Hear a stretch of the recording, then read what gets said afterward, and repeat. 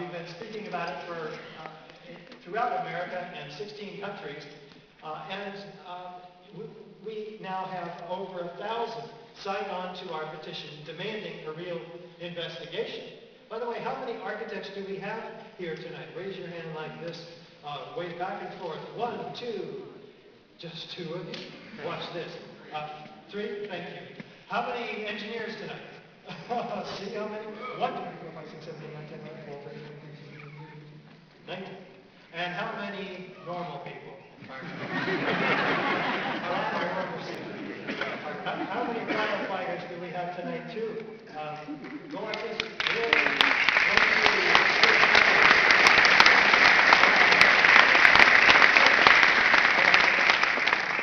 Wonderful. Well, let's proceed. I'll ask you the same set of questions afterward, and we'll see what kind of progress we're making. Now, the NFPA, we're going to talk about a few different things. The NFPA, this is what I first looked into when I started investigating it. The NFPA is the National Fire Protection Association, and they set the standards for the fire service. And they're not laws, they're not mandates that we have to follow, but they're guidelines. And as an example, it's staffing. If you don't follow certain rules going into a fire, you better have a good reason why the city's not doing it. Because if someone gets hurt, they're going to get sued because they're not following the national standards. So the same thing happens with fire and explosion investigations. And this is the NFPA 921.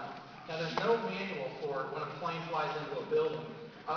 This is the national standard. It was adopted on.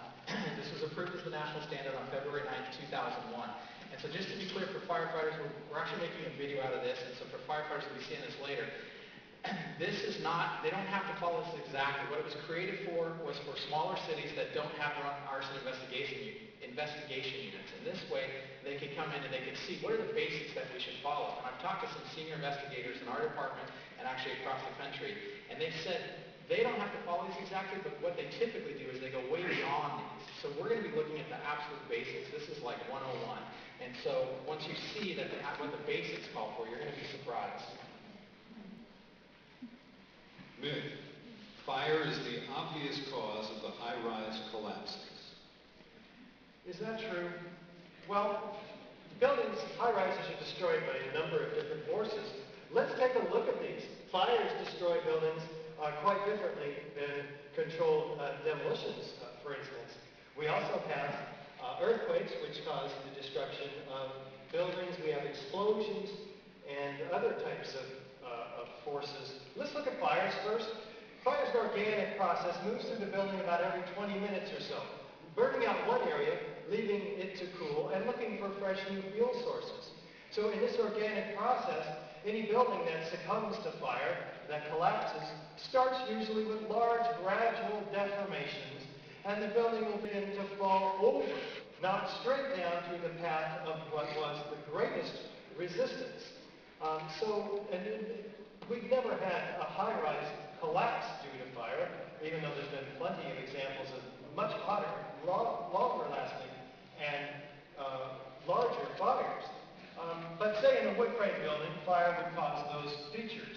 These buildings collapse by organic or natural methods, in these cases, earthquakes.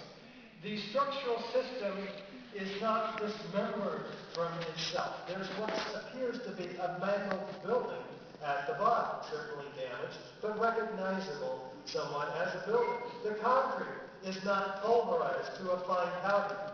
We will compare these features to what we find at ground zero. These buildings exploded. We have witnesses that hear sounds of explosions. They see flashes of light. There's thick billowing enormous clouds from the pulverized solids of the building suspended in the air, fueled by these very, very hot gases into this cauliflower-like formation. Pyroclastic-like, comes from the volcano term. Well, here's a controlled demolition. This is what a building looks like when it's demolished with explosives. Normally, these buildings are brought down, and they can be engineered in many ways. And, of course, the way it's done is we place explosives usually on the inside of the building, and then they're set off toward the outside, and then synchronistically timed floor by floor. So this results in a free fall, almost collapse of these buildings straight down into a pile that's broken up and ready for loading and shipment. There's a specific set of characteristics associated with controlled demolition. Let's see what they are. We have a sub-knot set of destruction at the base of the building. We have a straight-down symmetrical collapse into its own footprint, because demolition waves remove those column supports, resulting in a free-fall acceleration straight down through the path of what was the greatest resistance. This results in the total dismemberment of the steel structure and broken up and ready for loading and shipment. And minimal damage, of course, to adjacent structures, where we have witnesses that hear sounds of explosions, they see flashes of light. We have enormous clouds of pulverized concrete and the thick billowing enormous clouds from the explosive. Sometimes we have explosive isolated jets, we call them squibs, appearing in different places. Maybe they're mistimed. And of course we have chemical evidence of explosive cutter charges found in the debris left behind. This is all direct evidence of explosive controlled demolition. Interesting thing is fire can't create any one of these, let alone all 10. So if we have these features, we're pretty darn sure we had an explosive controlled demolition, especially if we have government documentation. We have to apply for permits to bring these buildings down. Expert corroboration, they agree, yeah, it's a controlled demolition. Foreknowledge, they're planned months in advance so people have the word. They know it's going to come down. And video documentation. So this is all proof of a controlled demolition. Myth. The scientific method was used in the investigation. This is the NFPA, the manual I've been talking about, I'll continue to talk about tonight. It talks about the scientific method, and that was one of the reasons the investigators who actually I talked to help write this said they wanted to set the standard. They wanted in the fire service we have what's called the incident command system, and I'll refer to that again later. And what that is we're trying to nationalize everything so that if we go to a fire in a neighboring state or a neighboring city, we're all working off the same page. And so that's what the scientific method, that's why they applied this to the fire service and investigation. So first thing is you recognize the need. Next is define the problem, then collect the data, analyze the data, develop a hypothesis, test the hypothesis, and then select the final hypothesis. So there's also this manual, there's federal evidence rules, and this is pretty clear. Types of evidence, there are basically 3 types of evidence, all of which in some manner relate to fire investigators. They're demonstrative evidence, documentary evidence, and testimonial.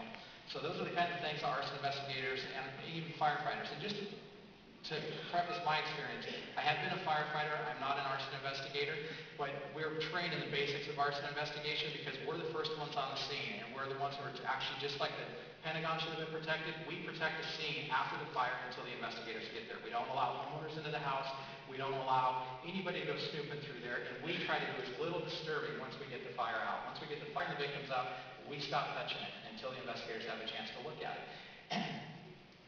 The cause is not known until the end of the, and that's what I was going to say was, so basically we're trained in the basics, so we know how to look for point of origin, we know how to protect, we know how to look for certain evidence, so that we're trained in the basics, and the basics is what we're going to apply tonight. Cause not known until the end of the investigation.